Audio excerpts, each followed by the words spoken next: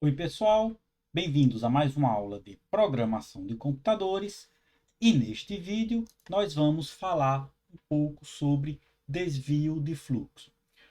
O que significa desvio de fluxo? Bom, o fluxo de execução ele indica quais são as instruções que o programa executa. Então, quando a gente desvia o fluxo, a gente vai deixar de executar uma instrução e executar outra. A gente vai definir quais instruções a gente deve executar, o programa deve executar, e para isso a gente precisa de condição. A gente vai definir uma condição para executar ou não mais de uma, mais de uma instrução. Então vamos começar com o entendimento do fluxo de processamento de um programa. Então, um programa contém uma sequência de operações. E pelo que a gente viu até agora, toda instrução é executada, todas as instruções são processadas, uma por vez, e no final o programa termina. Então, se a gente pegar o cálculo da média ponderada, um exemplo simples, eu leio duas notas, calculo a média e mostro a média.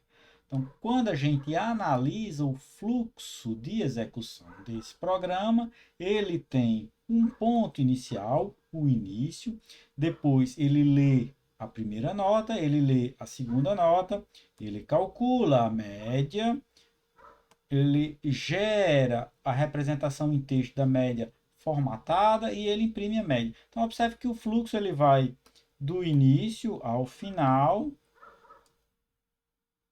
executando todas as instruções uma por vez. Não deixa de executar nenhuma instrução. Não é o caso sempre, tá? A gente pode querer executar uma instrução ou não, dependendo de uma condição. Normalmente a gente vai falar aqui de valores de variáveis, tá? Uma condição ela pode ficar bastante complexa, mas as instruções que eu vou executar vai depender dos valores das variáveis. Para isso a gente tem que saber o conceito de valor lógico, também chamado de valor booleano. Então, booleano, ele possui um tipo de dado que possui valores.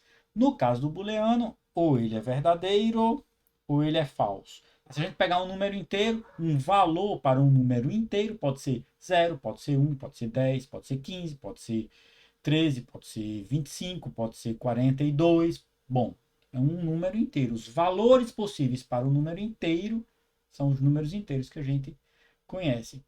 Potencialmente infinitos. A gente não sabe que na prática em computação não chega a ser infinito por causa da limitação da memória. Bom, valor lógico, ou ele é verdadeiro ou ele é falso. E o que é que a gente vai fazer? A gente vai utilizar o verdadeiro e falso para determinar se executa ou não um conjunto de instruções. Okay? Então, por exemplo, eu faço um programa para calcular uma nota de um aluno. Quando eu tenho uma nota, eu posso simplesmente mostrar a nota, que foi o que a gente fez até então.